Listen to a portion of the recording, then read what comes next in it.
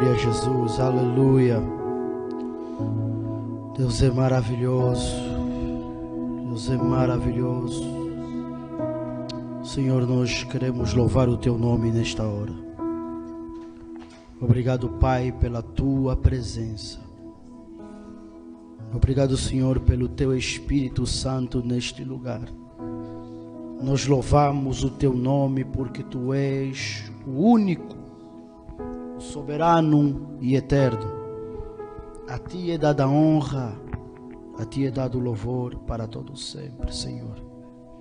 Que Teu Espírito Santo esteja aqui neste lugar. E que Teu Espírito Santo esteja conosco neste lugar. E que Teu Espírito Santo venha falar conosco. Nos ensina Tuas grandezas sobre aquilo que a Tua palavra, Senhor, diz. Obrigado, Senhor. Nos louvamos e glorificamos e bendizemos e exaltamos o Teu nome, pois Tu és o nosso Deus, o nosso Pai. Tu és o Senhor que tem todo o poder. Tu és o Senhor que tem toda a autoridade no céu e na terra. Aleluia, aleluia. E nós viemos para buscar a Tua face. Que hoje é 32º dia. São esses dias que nós decidimos orar com o coração, com a alma, com o espírito. Em nome do Teu Filho Jesus Cristo. Amém. Amém. Glória a Deus. A paz do Senhor. Vamos já abrir as nossas Bíblias no livro no Evangelho segundo escreveu Marcos, capítulo 11. Marcos, capítulo 11.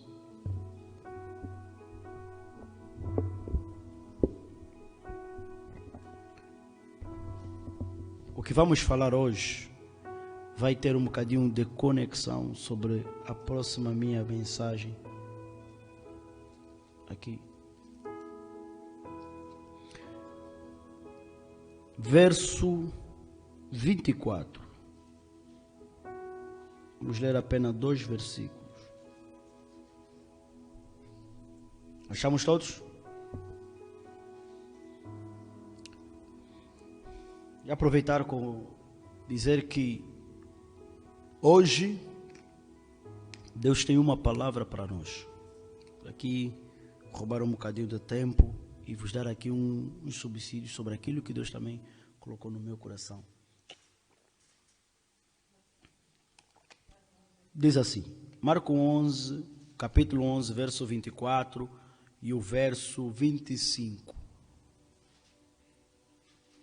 Por isso vos digo, que tudo quanto em oração pedirdes, crede que recebereis, e será assim convosco.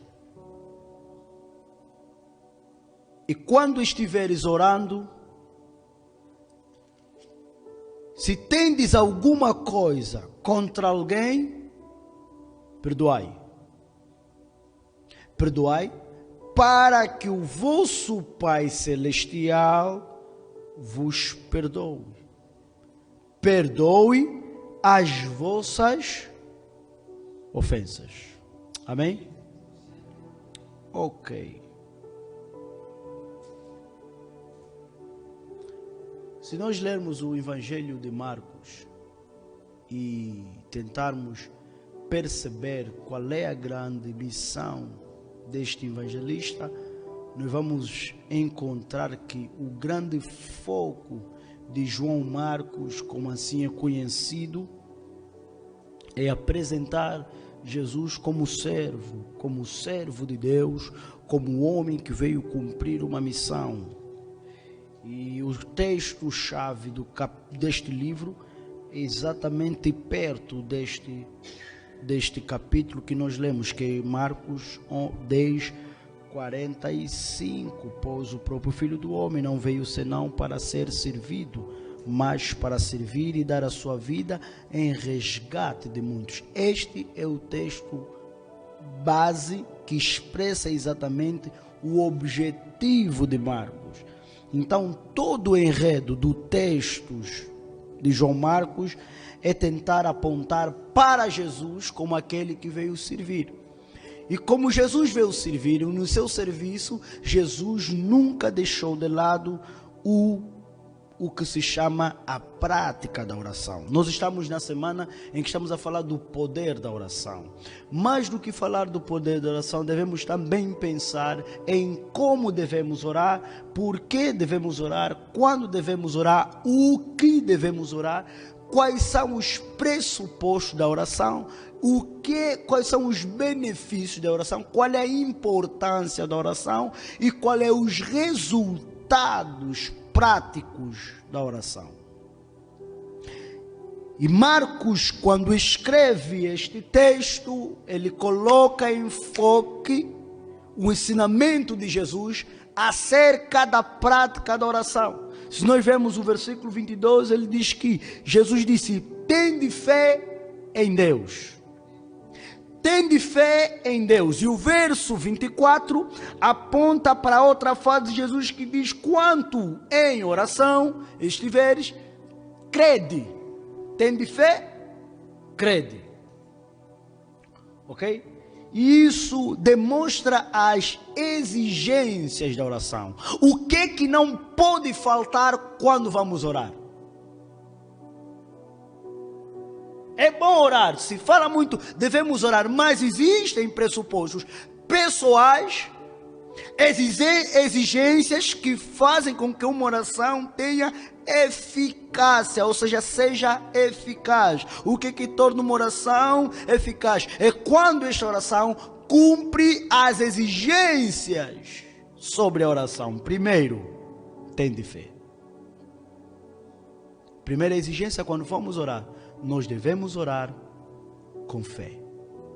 E o que é orar com fé? E o mesmo texto, se lermos o versículo 23, Jesus disse: porque em verdade vos afirmo, se alguém disser a este monte, ergue-te e lança-te ao mar, e não duvidar, automaticamente está a subentender, e tendo fé, e crendo nisso que ele está a dizer, no seu coração, mas crer que se fará o que diz, assim será. Vou repetir: ergue-te e lança-te ao mar, e não duvidar no seu coração, mas crer que se fará o que diz, assim será com ele. Irmão Brasil, será que o texto está a falar literalmente de nós termos uma fé que move montanhas? Literalmente, não. Essa expressão era muito comum entre os israelitas. E essa expressão, quando se diz monte, fala de situações que parecem ser intransponíveis. Por isso é que Salmo 125 vai dizer: aquele que habita no esconderijo do Altíssimo. Não, aquele que habita não. Os que confiam no Senhor. Salmo 125, verso 1. Os que confiam no Senhor são como o monte de Sião, que não se abalam, mas permanece para sempre. Aqui, a ênfase figurativa do monte está a dizer que a fé dele é intransponível. Ou seja, nada que acontece vai derrubar essa fé. E Jesus usa a mesma figura, só que para o lado oposto. Não falando dela como sendo fé, mas falando dela como sendo uma situação que não é possível ser ultrapassada. Qual é agora o nível? O que a nossa oração exige, o que Jesus está dizendo que a oração exige, é uma fé capaz de mover coisas impossíveis. A nossa oração deve ser feita com fé. Quem ora com verdadeira fé não enfrenta dificuldades que não possam ser superadas. Quem ora com fé, todas as dificuldades são superadas. Todas. Vamos lá ler Mateus 17 e 20.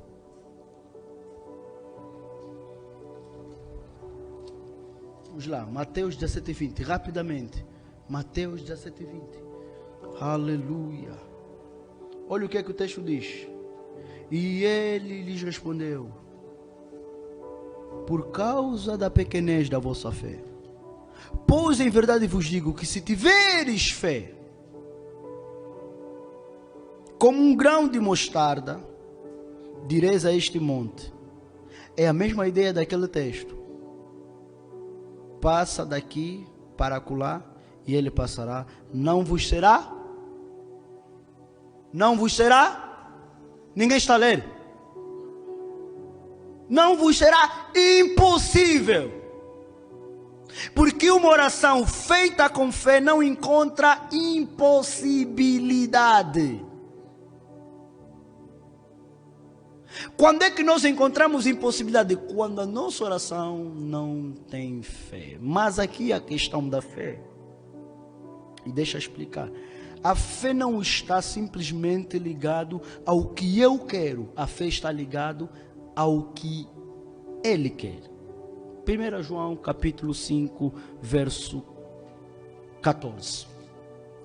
Penso que é isso. Isso estou a buscar agora aqui de cabeça. Não é algo que eu tinha escrito. Mas vai lá. É isso mesmo.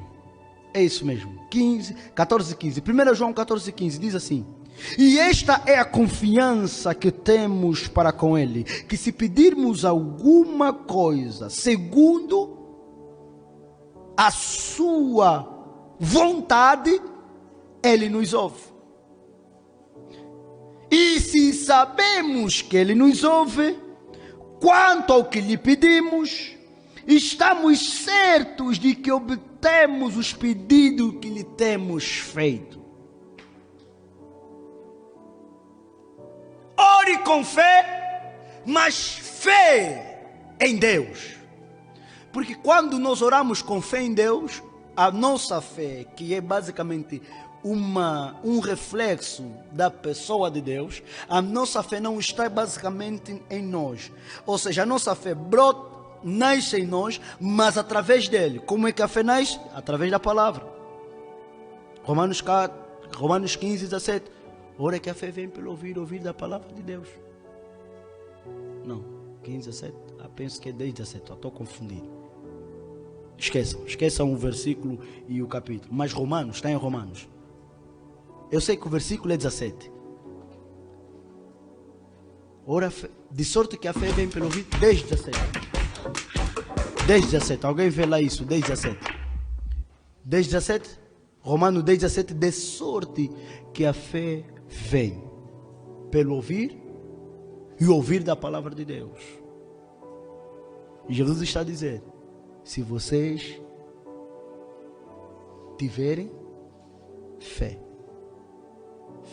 em Deus, fé na palavra de Deus, não é aquela oração que diz: eu acredito, eu tenho certeza, mas em boa verdade nós estamos a confiar nas nossas forças. Não, é fé em Deus. Por isso é que muita gente se decepciona. Ontem, o pregador de ontem falou uma coisa muito interessante, quando leu Tiago 5,17, e diz que os homens chamam os presbíteros, vão ungir com óleo, mas a ênfase não estava no óleo. Chamar os presbíteros, o colocar o óleo, não era para curar, era ato de fé. O que cura não são os atos de fé. O que cura é a fé. Tanto trazer os presbíteros, colocar o óleo, fazer a oração, são atos de fé. E o que cura não são atos de fé. É a fé. Jesus curou com atos de fé a uns dizendo: vai lá e toma e lava o rosto. A outros só simplesmente disse: vai à tua casa. A outros disse: você vem aqui e coloca a tua mão. A outros Jesus até cuspiu na boca. Agora não podemos dizer que cuspir cura. A água não cura. A água pode ser um ato de fé, mas ela em si não cura. E atos de fé são experiências singulares e específicas, não devem ser repetidas. Quando forem repetidas, chama-se idolatria. Porque é nele que você vai colocar a tua fé. E está errado. Amém? Amém? Oração com? Primeira exigência, oração com fé. Ore com fé. Creia em Deus. Dobre o joelho e diz: Deus, eu acredito no teu poder. Eu acredito nas tuas mãos.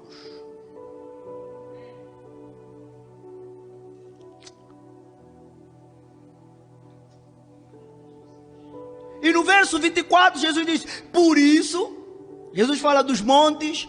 Você não fala esse monte, sai daqui, vai para aquele lugar.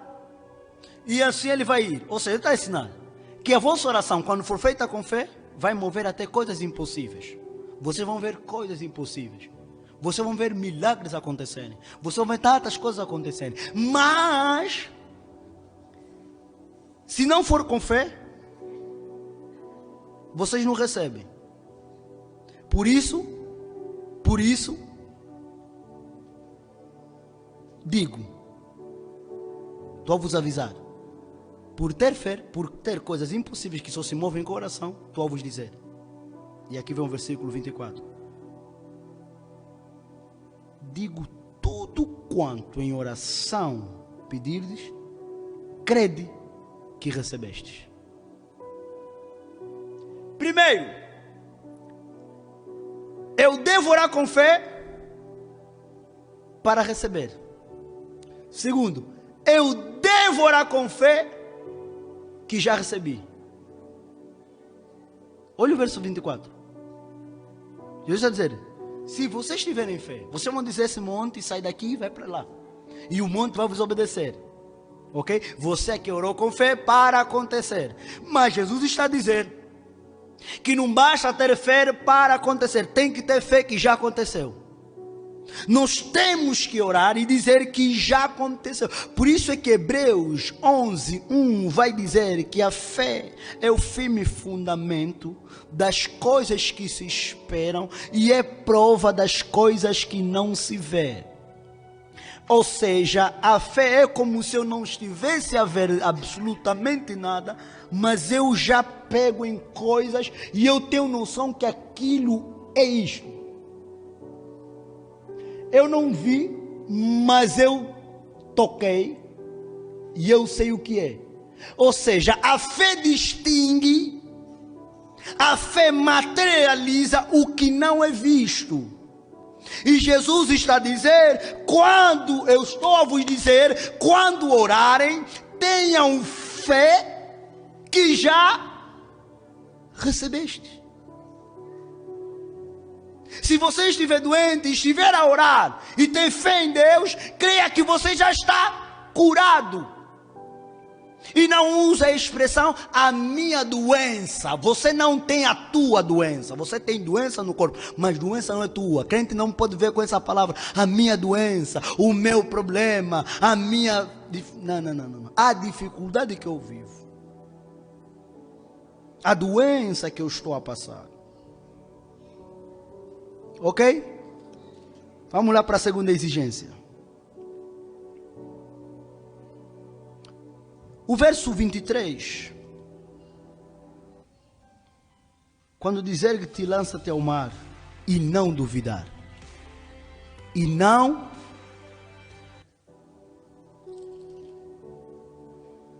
Aqui fala da segunda exigência da oração com fé. A fé tem de superar a dúvida. A fé tem de superar a dúvida. Existem dois tipos de dúvida. Primeiro, tem a dúvida que te afasta de Deus, pois tem a dúvida que te aproxima de Deus. Qual é a dúvida que te afasta de Deus? É quando você não tem fé, ora, e as circunstâncias crescem muito mais do que você imagina, e como você não tem fé em Deus, você duvida, e por duvidar você se decepciona e você se afasta de Deus. Agora, a dúvida que nos aproxima de Deus é aquela dúvida que eu não sei como vai acontecer, quando vai acontecer, e como eu não tenho certeza, eu duvido, mas eu não duvido que Deus tenha poder para fazer. Eu só duvido que Deus tem poder para fazer exatamente aquela situação. Nós temos muita gente que duvida de Deus, não duvida de Deus na totalidade de que Deus não existe, duvida só simplesmente de situações locais. E que Jesus está ensinando aqui, você precisa ter fé que é capaz de superar todas as tuas dúvidas. Quer sejam as primeiras que eu identifiquei aqui, quer sejam as segundas. Nós precisamos ter fé que superam todas as dúvidas. Por isso é que eu disse, se vocês tiverem fé e orarem e não duvidarem. Por que que Jesus junta os três no mesmo versículo? Diz, vocês tiverem fé e disserem ao monte, sai daqui, vai para lá, e não duvidarem. Porque é possível nós orarmos, termos fé que Deus responde, mas temos dúvida que para este monte Deus não vai fazer. E Ele está nos chamar aqui a termos uma postura quando vamos orar. Não basta só ter fé. Precisa-se ter fé que superam dúvidas. Ter fé que supera dúvidas. A fé que dissipa o medo. A fé que afasta o medo. A fé que tira o medo. A fé que remove o medo. 1 Coríntios 13, 2. Vamos lá. Primeira epístola.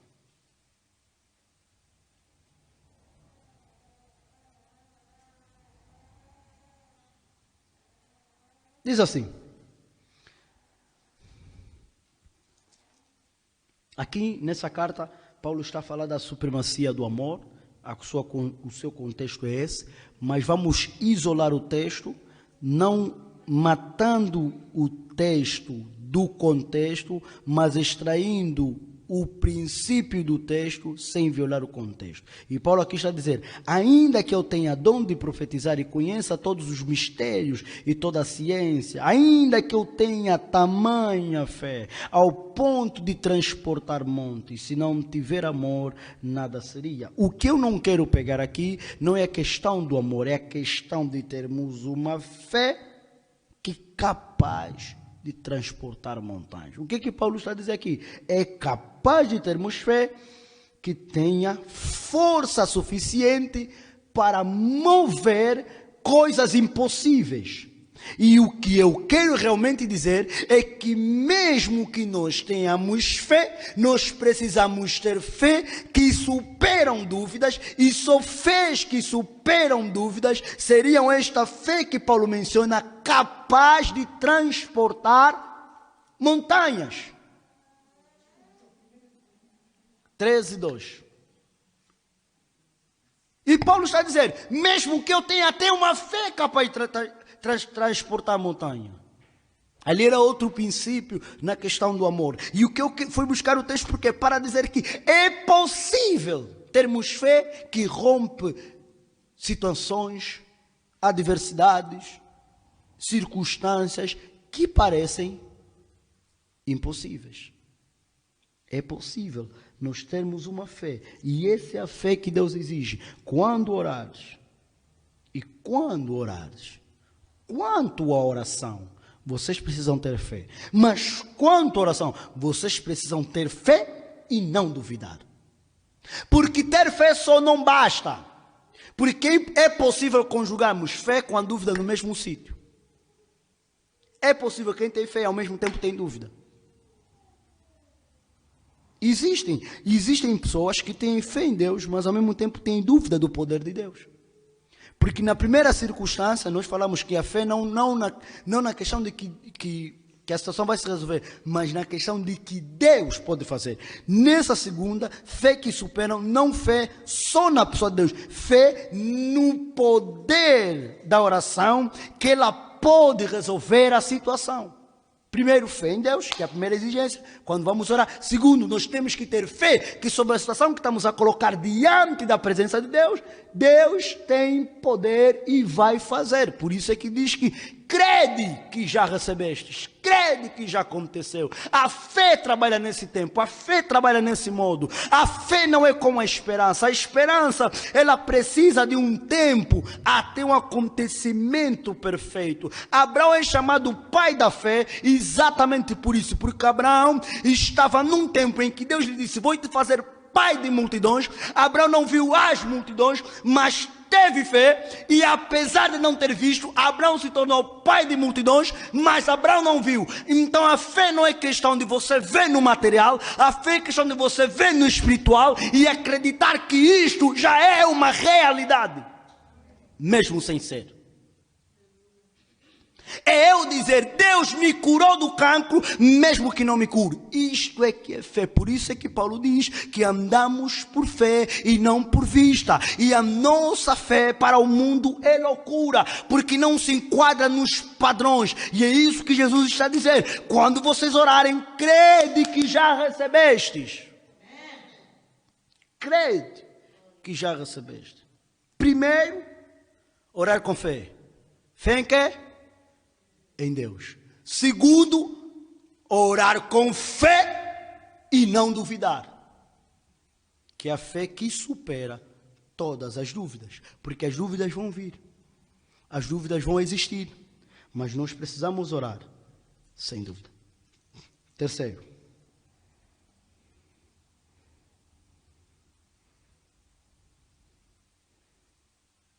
A oração envolve comunhão. E aqui é muito importante. Pensamos muitas vezes, não, o mais importante é nós orarmos só e o nosso problema é nós e Deus. Não é bem assim. Não é bem assim. Há uma coisa que eu gosto em Deus, é que tudo que Deus fez, mesmo até as coisas espirituais, Ele tenta ligar o social. O espiritual e o social estão muito ligados. E toda vez que vocês lerem a Bíblia, e eu vou ser sincero, eu já vi várias vezes os evangelhos, e principalmente na altura que eu estava a dar os livros sinóticos, eu li os evangelhos para ir umas 14 vezes, todos eles, porque era o estudo, não li todos 14 vezes de uma vez no sentido completo, mas li várias vezes cada capítulo por dia, até terminar. Foi assim. Por exemplo, li capítulo 1 e 2, 3 de Lucas, fui ler 14 vezes. Num outro dia, exatamente a mesma coisa, num outro texto. Então foi nessa altura. E eu reparei muito que a construção dos evangelhos é sempre Jesus, o Deus, o servo, o ungido, mas o Jesus, o social. Tudo que vocês podem encontrar no evangelho, Jesus no social. Tanto é que o julgamento de Jesus foi tão difícil para Pilatos, porque Jesus socialmente ele era bom. Pilatos fez um inquérito sobre Jesus, ouviu Jesus, podia condenar Jesus logo da primeira instância, disse: mas eu não vejo nele crime algum. É porque Jesus sabia conjugar, sabia unir o seu lado espiritual e o seu lado social. E nós somos chamados a isso, até na oração. E aqui está a resposta. Verso 25. E quando estiveres orando, né? Jesus começa a fazer aqui o levantamento sobre quando você, porque se na verdade vocês orarem com essa fé, vão falar no monte, ergue-te. Se orarem com fé e não duvidarem, Ok? Quando orarem, tenham certeza de que já receberam. Não precisam esperar isso acontecer no material e fisicamente. Mas, quando orarem, se tendes... E aqui eu queria falar sobre o terceiro. Oração não pode estar condicionada com a vida social. Ou seja, a vida social não pode condicionar a nossa oração. Quando nós oramos e temos o pendente social, a nossa oração é condicionada. E Jesus está a dizer, se tendes alguma coisa contra alguém, e alguém aqui quer dizer qualquer pessoa, todas as pessoas, qualquer ser humano, seja ela boa para ti ou má.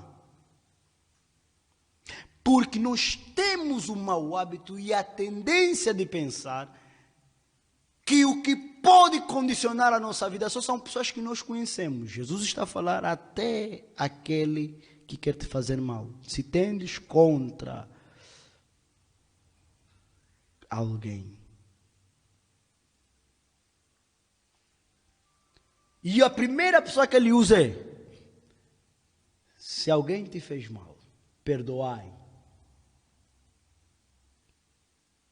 Mas por que Jesus coloca oração, minha oração, com algo que alguém que me fez? Era mais fácil se Jesus chegasse e dissesse: se fizestes. Mas não, se alguém te fez alguma coisa e você for orar, perdoai. E aqui uma lição muito importante. O perdão não faz bem a quem recebe. O perdão faz bem a quem libera. O bem do perdão não está em quem ouve, estás perdoado. O bem do perdão faz a quem libera. Quem libera perdão torna-se uma pessoa boa, justa, perfeita e santa. E ele está dizendo, quando orarem, se vocês têm alguma coisa contra alguém, perdoai. E perdoar não é esquecer. E perdoar não é fingir que não aconteceu. E perdoar não é passar um pano quente em cima e dizer, já não toco mais nesse assunto, nunca mais ninguém toca aí. Perdoar não é colocar a situação num baú com 7 chaves e trancar e lançar no mar. Não é isso. Perdoar é encarar a situação, mas não sentir o impacto da situação. É você encontrar o violador, mas não sentir como se ele estivesse a projetar outra violação, ou como se você voltasse no tempo e vivesse a violação. Perdoar não é isso. Ou seja, perdoar é isso. É não sentir o impacto. É como olhar para a ferida, ver a cicatriz, mas não sentir a dor. Isto é que é perdoar. A ferida está aqui. A cicatriz está aqui. Eu sei o que ele me feriu. Eu sei quanto foi profundo, quanto me doeu. Mas eu toco hoje e não sinto dor.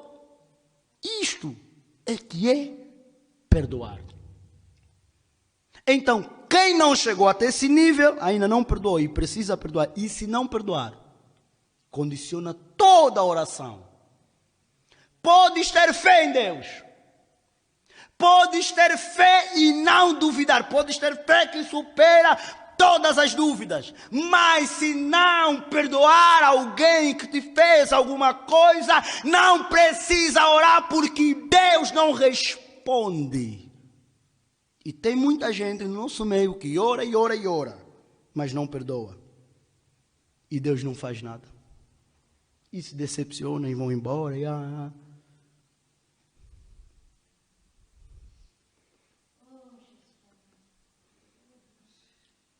Para além de condicionar a nossa oração, o perdão condiciona também o nosso perdão. E Jesus está a falar, para que o vosso Pai Celestial também vos perdoe. Lucas capítulo 18. Vamos ler Lucas capítulo 18.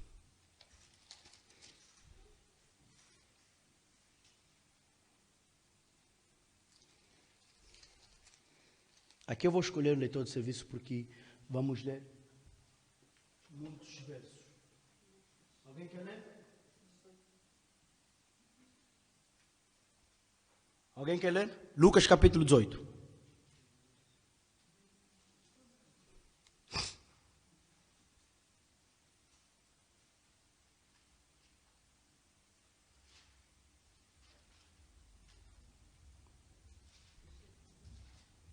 Verso 1 até verso 8. Primeiro.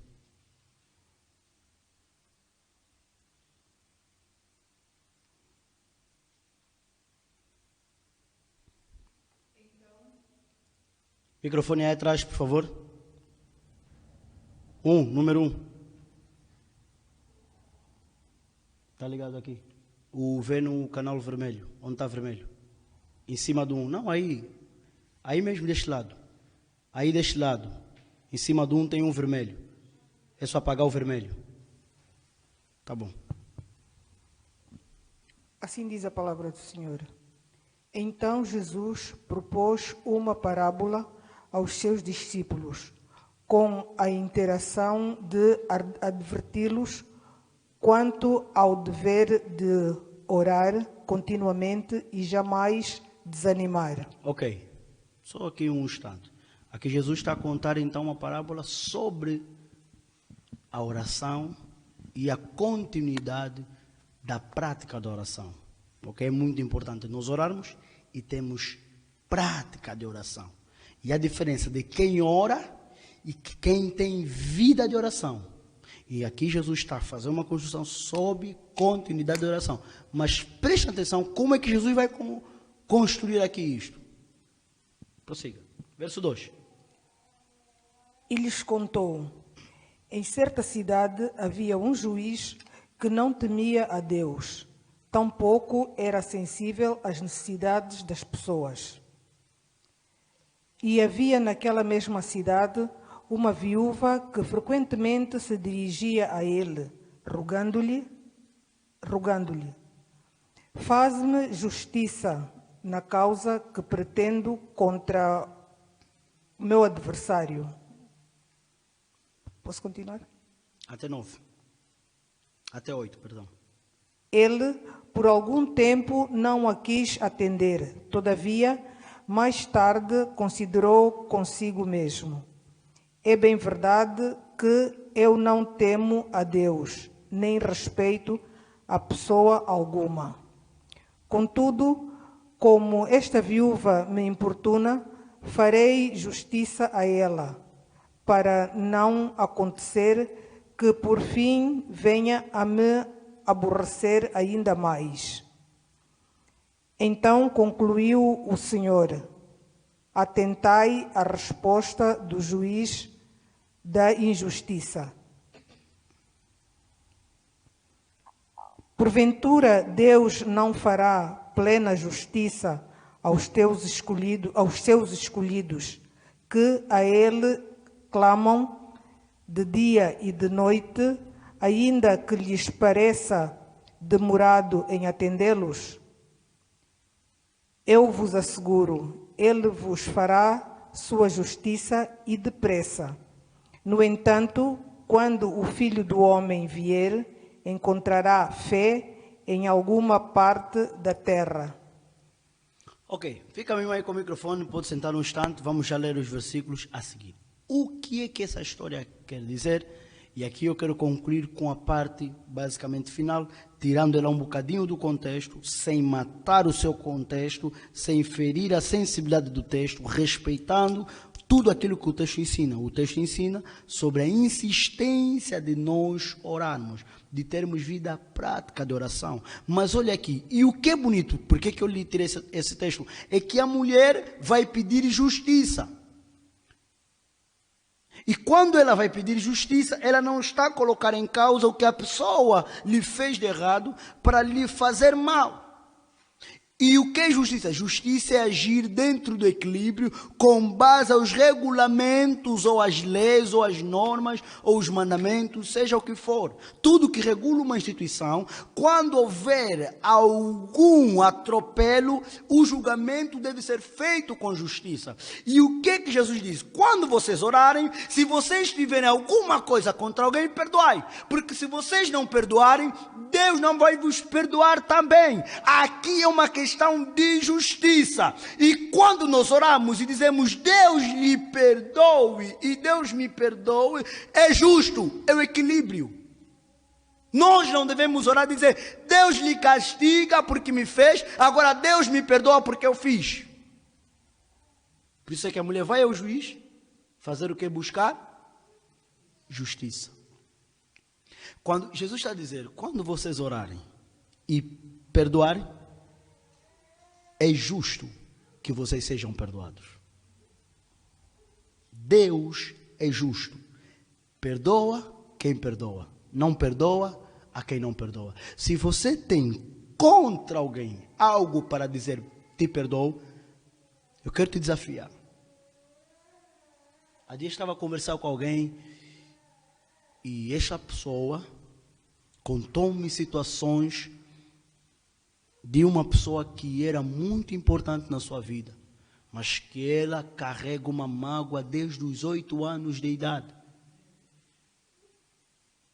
Porque essa pessoa lhe feriu demasiado. E um dia, essa pessoa que lhe feriu, lhe disse assim, você nunca vai me perdoar. Ela disse, não. Naquele momento, no calor do momento, ela sentiu a necessidade de dizer, eu te perdoo. Mas ela reconhece que esse perdão não era o perdão que ela devia dar. Porque até hoje, ainda vive com isso no seu coração. E quando nós estamos nesse estado, e porque na conversa entre nós falávamos sobre, ela falava muito, eu preciso de paz com Deus. E eu disse, você precisa fechar algumas brechas. E uma delas é essa. Você precisa perdoar pessoas que te feriram, que te fizeram mal, que te magoaram, que mataram, que te desolaram, te deixaram de rastro. Você precisa perdoar. Não é para o bem delas, é para o teu bem. É justo. E Deus está a dizer, se vocês orarem, mas orarem com justiça, a vossa oração vai ter efeito. Vai ter um efeito tão justo, em que Jesus aqui, olha o que Jesus ensina. Na oração do Pai Nosso, é isso que eu vou pregar no bingo. Jesus não fala, me perdoa os meus pecados e acabou. Ele fala, perdoa as nossas ofensas, assim como nós perdoamos. Deus está a ensinar que se você quiser pedir perdão, tem de perdoar antes de orar. Não se pede perdão na oração quando não se perdoou primeiro. Por isso é que eu perdoar tem de vir primeiro do que eu pedir perdão a Deus. Perdoai as nossas ofensas, assim como nós já fizemos o ato do perdão, assim como nós lá atrás já perdoamos, já não tenho mais mágoa, já não levo a dor, já não carrego a tristeza do que me fizeram. Deus não quer saber se te entristeceram, mas o que Ele me fez, o que Ele me falou, o que eles me fizeram é muito injusto, é muito, não dá, é porque não é a tua vez. Deus está a dizer, quando você for orar, se tem alguma coisa, Deus não está a dizer qual é o problema, depende do problema. Ou vamos ver, vamos medir, vamos equacionar, vamos percentuar. Deus está a dizer alguma coisa, ou seja, qualquer coisa que te tenham feito, perdoe esta pessoa para que Deus te perdoe e a tua oração seja uma oração eficaz. E aqui reside o problema de muitos de nós. Não somos ouvidos e respondidos porque temos sempre alguma coisa para perdoar. Eu nunca vos contei, se calhar assim de forma muito detalhadamente, também não gosto muito de falar sobre esse assunto, porque eu penso que pode lhe envergonhar um bocadinho. O meu pai era muito violento comigo, me bateu bastante, bastante. Eu tenho sinal nas costas até hoje, por causa de pancadas que eu levei quando era criança.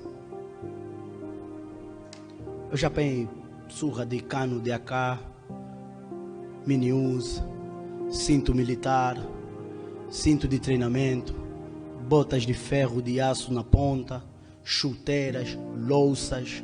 Meu pai já chegou a me bater e me partir mais de 20 louças nas costas, 30 e tal cassetes VHS, aqueles cassetes que nós usávamos para assistir filme, mexaricos, fios de eletricidade.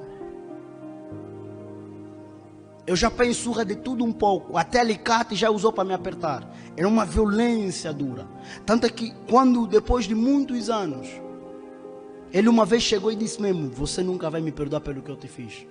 E eu dizia: não, te perdoei, te perdoei, te perdoei, te perdoei, te perdoei. Mas em boa verdade eu sabia dentro de mim que existia algo que me incomodava por aquelas pancadas todas que eu levei no passado. Em 2011 estava eu numa conferência de jovens na igreja, e era o assunto sobre vidas não ultrapassadas, ou seja, circunstâncias da vida que nós não ultrapassamos. E eu me lembro da terapia que nós fizemos com o pastor Rodrigo Rangel.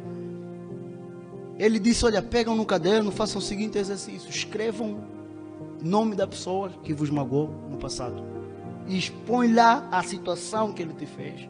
E o terceiro, coloca o que você deseja para ele, mas ser sincero. Não tenta usar porque sou crente, agora vou desejar bem. Não, deseja mesmo aquilo que está no teu coração, pelo que ele te fez. E eu escrevi 5 folhas A4, trás, frente e trás. Pá, pá, pá. E ele disse: tá bom, vocês já escreveram, vamos fazer o seguinte, vamos separar vários obreiros e tal. Vocês vão pegar a folha, vão ler para cada obreiro desses que estão aí, e cada obreiro que está aí vai representar a pessoa que você tem na folha. E eu cheguei lá e comecei a ler, e eu chorava, chorava, chorava, chorava, chorava, chorava. Foi o dia que eu realmente perdoei o meu pai. E eu hoje até eu brinco com a situação, eu falo disso. Não gosto de falar muito porque eu penso que pode lhe envergonhar, mas por mim, perdoar é isso, é você usar a da situação para ajudar os outros, e essa situação não te faz absolutamente nada. Deus está a dizer: perdoem. Oração requer, exige que nós primeiro tenhamos de perdoar pessoas. Temos de perdoar, porque se nós não perdoarmos, Deus não nos perdoará. E aqui o versículo 26 fecha: se não perdoardes, também o vosso Pai não vos perdoará as vossas ofensas. Vamos lá concluir, verso 9 a verso 14.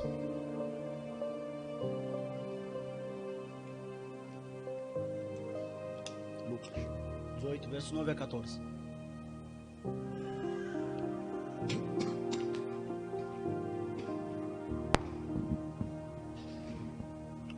Verso 9. Para algumas pessoas que confiavam em sua própria justiça e menosprezavam os outros, Jesus contou ainda esta parábola. 2 homens subiram ao templo para orar. Um era fariseu e o outro publicano. O fariseu em pé orava em seu íntimo: Deus, eu te agradeço, porque não sou como os outros homens, roubadores, corruptos, adúlteros, nem mesmo como este cobrador de impostos. Jejuo 2 vezes por semana e dou o dízimo de tudo quanto ganho. Entretanto, o publicano ficou à distância. Ele sequer ousava olhar para o céu, mas batendo no peito, confessava: ó Deus, sê benevolente para comigo, pois sou pecador. Eu vos asseguro que este homem, e não o outro, foi para a sua casa justificado diante de Deus. Porquanto todo aquele que se vangloriar será desprezado, mas o que se humilhar será exaltado. Amém. Quarta exigência é esse texto que eu escolhi para terminar. São 4 exigências. Quarta exigência: oração sincera. Deus não quer só que nós oremos com fé nele. Deus não quer só que nós oremos e não duvidemos. Deus não quer só que nós oremos e não perdoemos. Deus também quer que nós oremos sinceramente, com sinceridade. E aqui a parábola fala por si. O publicano fazia tudo erradamente. O judeu, o fariseu, fazia tudo corretamente. Era hábito dos judeus jejuarem 2 vezes por dia. Eles jejuavam a terça e provavelmente quarta. Era um hábito constante. É um hábito bom. É um hábito que até o próprio Jesus tinha. Paulo tinha também o hábito de jejuar 2 vezes por semana. Era um hábito religioso que eles tinham 2 dias de semana para jejuar. Eles tinham hábito, constância na prática da oração. Nos versos anteriores, Jesus está ensinando os discípulos: vocês têm que ter prática de oração, que é o que nós já falamos no primeiro e no segundo ponto. Prática de oração, constância de oração. A oração tem que ser justa, perdoar e não sei. E aqui Jesus está a falar que a vossa oração tem que ser sincera. Porque uma oração sincera observa um princípio que se chama-se humildade. E toda oração que é humildade, que encara, que contém o ingrediente humildade, é uma oração que se torna potente. A verdadeira potência da oração não está no ego quando nós oramos, está na humildade que nós colocamos quando oramos. Não depende do quanto eu falo, quanto eu grito, quanto eu choro. Não depende do quanto eu sou sincero com Deus mediante aquele assunto. E Deus, e por que eu trouxe esse versículo? Exatamente para ilustrar o seguinte: que o jejum em si, ele é bom para nós. Ele faz bem para nós, mas não faz bem para Deus. O publicano jejuava 2 vezes por dia, o ano todo, ou 2 vezes por semana, o ano todo. Quantas vezes jejuava? Só fazer 2 vezes 12 não, 2 vezes 4, 2 vezes 4, 4 vezes 12,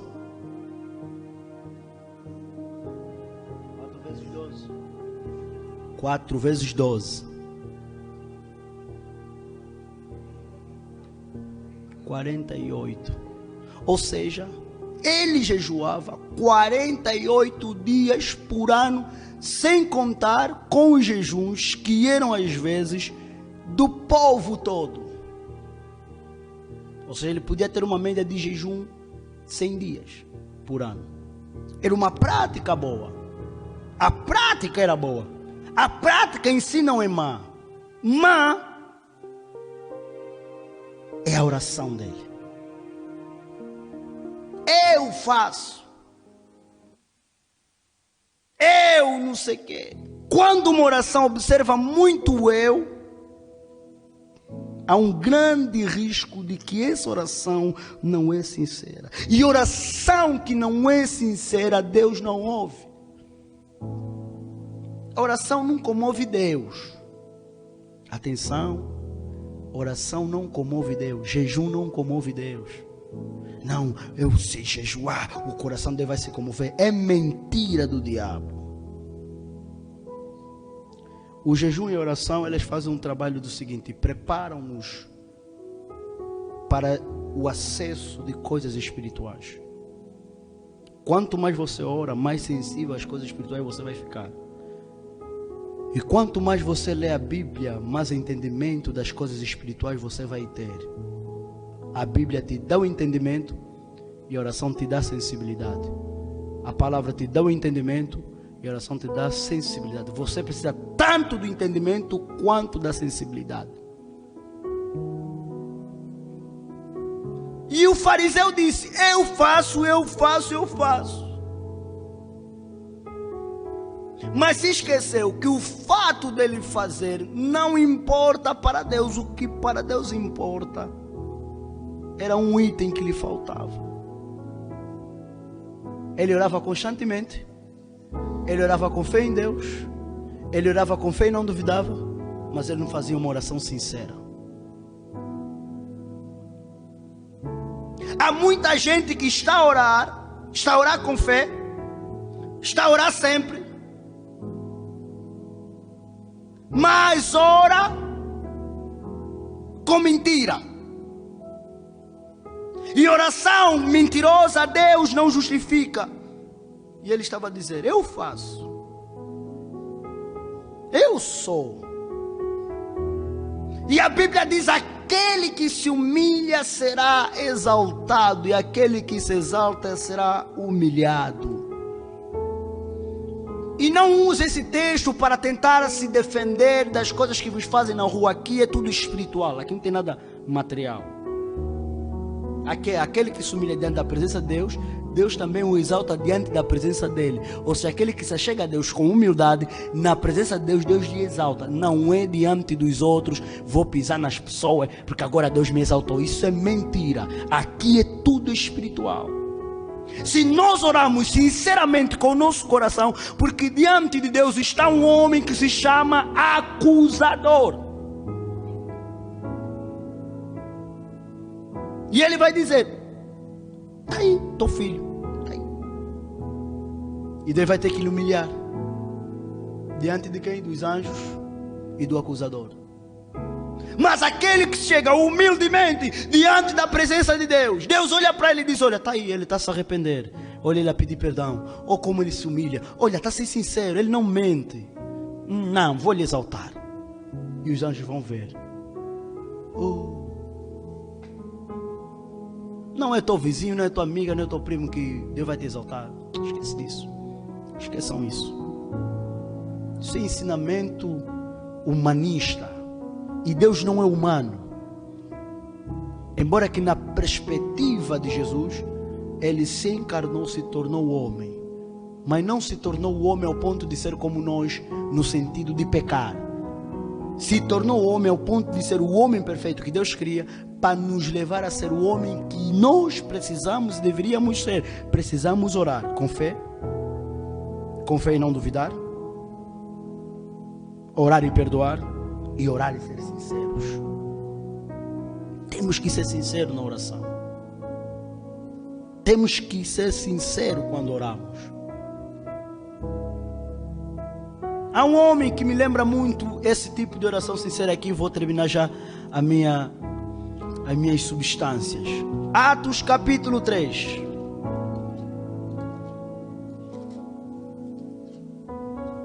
Atos capítulo 3. Verso 1, vou começar a ler dizendo assim: Pedro e João subiam ao templo para a hora da oração, hora nona. Hábito de orar. Mais uma vez. Hábito de orar. E hábito de orar num lugar. Há um lugar para nós orar todos os dias. Eles iam todos os dias orar. Nós queremos viver milagres como Pedro, mas nós não queremos viver as atitudes, os atos como Pedro. Todos os dias, a hora da oração, estavam lá na sinagoga. Não precisava alguém lhes mandar mensagem: vem orar, Pedro. Não, era um hábito que eles já tinham. Nós vamos orar nessa hora. E era levado um coxo de nascença, ao qual punham diariamente à porta do templo chamada Formosa, para pedir esmola aos que passavam. Aqui não gosto muito de passar esses detalhes, que eu gosto mesmo de espremer. Aqui um detalhe no texto: o coxo era levado ao templo diariamente, à porta do templo. Diariamente. Supõe-se que Jesus tenha passado por esse coxo, porque se ele era levado diariamente, Nós várias vezes vemos Jesus em Jerusalém a ir no templo, a pregar no templo, para dizer que Jesus não curou todos os coxos que encontrou no caminho. Alguns ele deixou para nós, deixou para Pedro. Vendo ele a Pedro, o coxo, e João, que iam entrar no templo, implorava-lhes que lhes desse alguma esmola. Pedro, fitando juntamente com João, disse: olha para nós. E ele os olhava atentamente, esperando receber alguma coisa. Porém Pedro lhe disse: não possuo nem prata nem ouro, mas o que tenho isso te dou.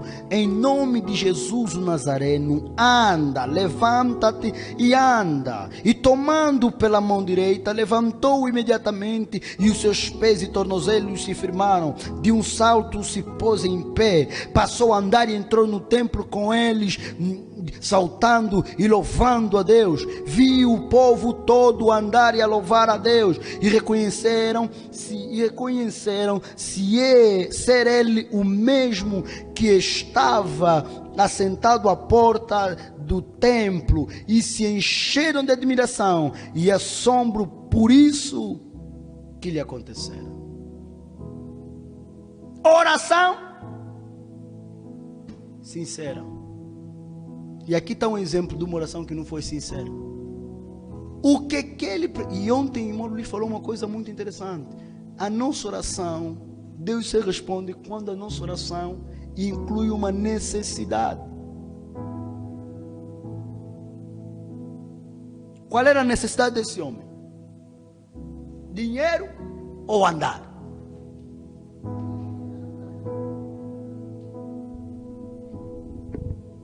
Aleluia. Que Deus nos ajude, amém? Que o Espírito Santo esteja conosco e nos ensine essas práticas. Orar com fé, orar e não duvidar, orar e perdoar, orar com sinceridade.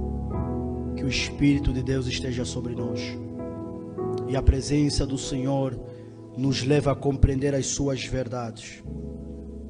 Obrigado, Deus, pela tua palavra. Queremos glorificar o teu nome e terminar o nosso culto, porque tu és maravilhoso. Aleluia. Aleluia. Deus abençoe a todos.